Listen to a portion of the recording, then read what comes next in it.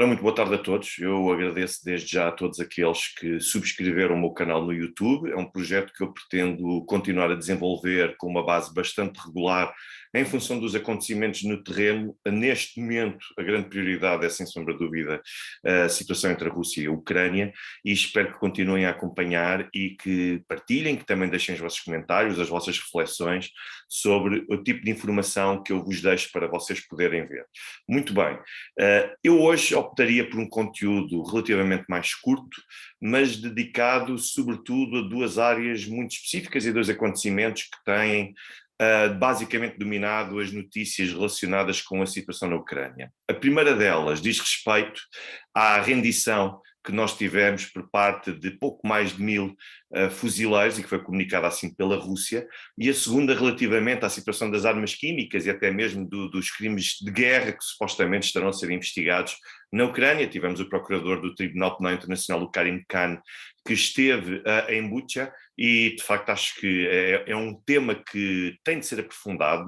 Não é necessário e não é, acima de tudo, importante que as pessoas continuem a olhar e a avaliar este tipo de situações como se tratasse de, lá está, uma situação clubística, em que nós tomamos o partido pelo nosso clube e a partir daí defendemos-o incondicionalmente. Portanto, temos de olhar do ponto de vista factual e jurídico para aquilo que nós temos aqui em causa.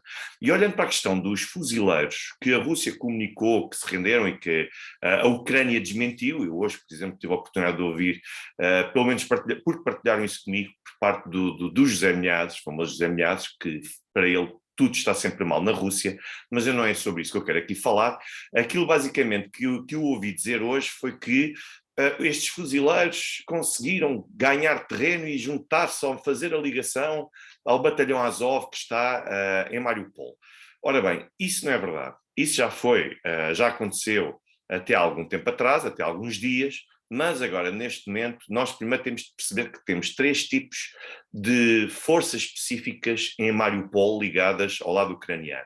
O primeiro deles era, de facto, os fuzileiros, portanto, era a 36ª Brigada de Fuzileiros que estava em Mariupol, tinha pouco mais de 1000 elementos, como eu referi. Nós temos também o Batalhão Azov, também comumente apelidado de Guarda Nacional, que tinha e ainda tem no terreno, sobretudo junto à zona da Azovstal, da fábrica Azovstal, cerca de 800 elementos, e depois temos ainda elementos do exército ucraniano que estão também juntamente com o batalhão Azov, e que tem estes sim, juntamente com o batalhão Azov, e que tem cerca de 1700 elementos. Ora bem, aquilo que os russos fizeram foi exatamente o contrário daquilo que o José Milhazes disse que aconteceu. Os russos acabaram por conseguir cortar a ligação e o contacto entre os fuzileiros e os restantes elementos. Nós estamos a falar de cerca de 3500 efetivos em Mariupol que estavam a resistir. Mas para vocês conseguirem perceber melhor qual era a situação que nós tínhamos no terreno, eu vou-vos mostrar, e vou partilhar aqui convosco temporariamente, o mapa de Mariupol, onde nós podemos ver, aqui está o Mar de Azov, sul. Nós vemos aqui mais ou menos onde se encontra o meu rato, em Primorsky, no bairro de Primorsky, nós temos aqui perto o porto de Mariupol, e aqui em Kalmiuski era aqui que se encontravam estes fuzileiros que se renderam. Ou seja, nós tínhamos aqui, nesta zona, os fuzileiros, tínhamos mais para baixo as restantes forças ucranianas, e aquilo que os russos conseguiam fazer, que dominavam toda a restante parte da cidade, foi basicamente cortar o acesso entre uns e outros e basicamente conseguir fragilizar a linha de resistência que basicamente existia no terreno. Ora, isto é muito importante, sobretudo para a Rússia, porque o cerco continua a apertar ainda mais, sobretudo quando nós falamos das restantes forças que estão no terreno, e em particular para o batalhão Azov. E depois aquilo que nós acabamos por ter também é que estes elementos, ao renderem-se, se falamos de tropas ou de forças especiais que estavam no terreno, eram um importante apoio para o batalhão Azov e também para o exército, acabaram por se render. Qual é um outro ponto importante a salientar aqui? É que, basicamente, estes fuzileiros que se renderam, eles vão ter um tratamento de prisioneiros de guerra com as devidas prerrogativas que acabam por ter e os direitos que acabam por ter e que vão ser garantidos por parte das forças russas. Já relativamente ao batalhão Azov, pelo facto de serem uma força totalmente extremista e pelo facto de serem previsivelmente mais resistentes, ou seja, não é expectável que eles se venham a render aos russos, é expectável que eles venham a combater até ao fim. Aquilo que nós acabamos por ter é exatamente um tratamento que já foi assumido por parte de várias fontes de Moscou, de que vão ter de combater e pressionar o batalhão Azov até ao fim e esperar efetivamente que com isso eles consigam, de alguma forma, não digo render-se, mas ou vão sucumbir morrendo, ou então não tem outra alternativa a não ser render-se, mas as instruções que têm no terreno, isto foi muito importante para estes fuzileiros, porque as instruções que tinham no terreno, as pessoas falam muito dos stalinistas e sobretudo de Stalin, das táticas que usava em contexto de operações ou de intervenções militares, e o cerco a Stalingrado, se bem se recordam da parte histórica, ficou marcado exatamente pelo facto de Stalin ter ordenado que ninguém abandonasse a cidade e que lutassem até à última gota de sangue, ou seja, que lutassem até à morte. Felizmente, alguns conseguiram acabar por resistir e por inverter o cenário, mas aqui as instruções são muito semelhantes, ou seja, aquilo que neste caso está a haver, e a única semelhança possível com a situação de Stalingrado, ao contrário do que outros dizem, é efetivamente estas instruções para que o batalhão Azov resista até à morte, ou seja, não há hipótese de rendição, só há hipótese de morrer. E quanto aos fuzileiros propriamente ditos, uma vez cortada essa linha de contacto que tinham também com o batalhão Azov e com o exército, aquilo que acaba por fazer é que eles já sabiam que não tinham hipótese, isto já é expectável já há muito tempo, renderam-se, vão ter um tratamento e vão ser julgados enquanto prisioneiros de guerra. No entanto, os do batalhão Azov, aqueles que foram capturados com vida, serão julgados, e eu recordo duas coisas. A primeira é que a Rússia está a refletir sobre se vai ou não recuperar a pena de morte para determinados casos, e sobretudo para os crimes mais graves internacionais, e quer a República Popular de Lugansk, quer a Donetsk, também prevêem e admitem a aplicação de pena de morte. Isto é grave a meu ver, isto é uma situação que deveria ser evitável a todo o custo, mas o que é certo é que neste momento é aquilo que está em cima da mesa para aqueles do batalhão Azov que vierem a ser detidos com vida. Portanto, como veem, nós não temos aqui um meio termo. Existe, de um lado, alguém que está cercado e que não tem disposição ou vontade de se render e está disposto a lutar até ao fim, a causar o maior número de baixas possível, e do outro lado, alguém que também não tem grande hipótese.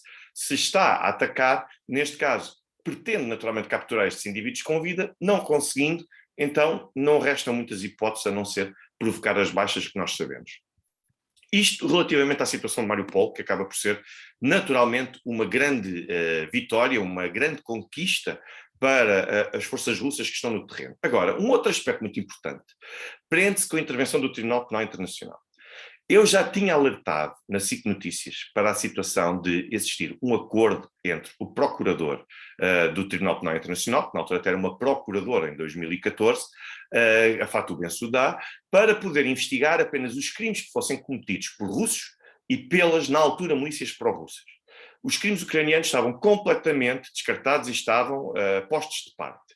Ora bem, a Karim Khan esteve em Bucha e identificou, naturalmente, que aquilo que aconteceu em Bucha, eu não vou naturalmente aprofundar-me sobre isso, talvez num outro vídeo, se foram aquilo que se chamam de crimes de guerra que foram cometidos contra aquela população. Ora bem, aquilo para que eu vos alerto, e de uma forma muito breve, eu vou partilhar convosco, o acordo que está assinado entre, neste caso, a Rada, e também a Rada ucraniana e o Tribunal Penal Internacional. Então vamos lá ver. Eu espero, não sei se acho que não conseguem ver, mas eu vou tentar partilhar. Onde é que ela está? Aqui está ela. Muito bem. Isto é o documento assinado em 2015, a primeira declaração onde a Ucrânia, já após Euromaidan, aceita a competência do Tribunal Penal Internacional no seu terreno. Reparem o que é dito aqui, sobretudo no fim deste primeiro parágrafo. O Parlamento ucraniano reconhece a jurisdição do TPI para investigar crimes contra a humanidade e crimes de guerra cometidos por oficiais da Federação Russa e também por aquilo que apelidam de organizações terroristas da República Popular de Donetsk e de Lugansk. Portanto, estão de parte crimes cometidos por ucranianos pós-Euromaidan todo o tipo de forças para o Euromaidan, o que inclui também, mesmo durante o Euromaidan, a questão do famoso massacre da Institutskaya Ulica, portanto, se bem se recordam dos snipers. Nós vemos que isto está escrito em inglês e depois nós descemos mais para baixo. E nós vamos ver qual é o tipo de prova que vai ser produzida num caso do Tribunal Penal Internacional. Vejam este segundo, o segundo ou terceiro parágrafo, onde é que ele está? Deixem-me ver só qual é que é. Basicamente, falamos aqui de... Bem, basicamente aquilo que diz aqui, neste mesmo acordo, se vocês conseguirem ver com atenção, é também que as provas, o Parlamento e o Estado ucraniano devem fornecer, com a maior brevidade possível, todo o tipo de provas ao Tribunal Penal Internacional. Ou seja, quem fornece a prova principal acaba por ser o Estado ucraniano. Por isso, também, é que os crimes cometidos por ucranianos nunca serão alvo de investigação, e é por isso também que nós percebemos que a prova que será fornecida será a prova que já estará enviesada e que já estará também preparada para ser fornecida, basicamente, para poder condenar apenas o lado russo. Portanto, aqui está o ponto 2, em que diz que o Conselho de Ministros da Ucrânia e o gabinete do Procurador-Geral da Ucrânia providenciam o material necessário e a evidência necessária para que o Tribunal Penal Internacional investigue os crimes cometidos por russos e também pelas então milícias ucranianas. Este acordo é válido por tempo indeterminado. Portanto, foi tudo preparado já desde 2015 para só visar atos e para só punir russos e milícias, ou, neste caso, repúblicas pró-russas. Portanto, não existe aqui qualquer base sequer que permita ao Tribunal Penal Internacional olhar para isto com isenção. A partir daqui, cada um avalia. Se acham realmente que já está, que existem elementos suficientes para acreditar na imparcialidade do Tribunal das Investigações, ou se, pelo contrário, acham que, ainda antes de haver uma investigação, que já existem condenados à partida. Muito obrigado pela vossa atenção e espero retomar novamente, de forma muito breve, com mais vídeos a comentar novas notícias.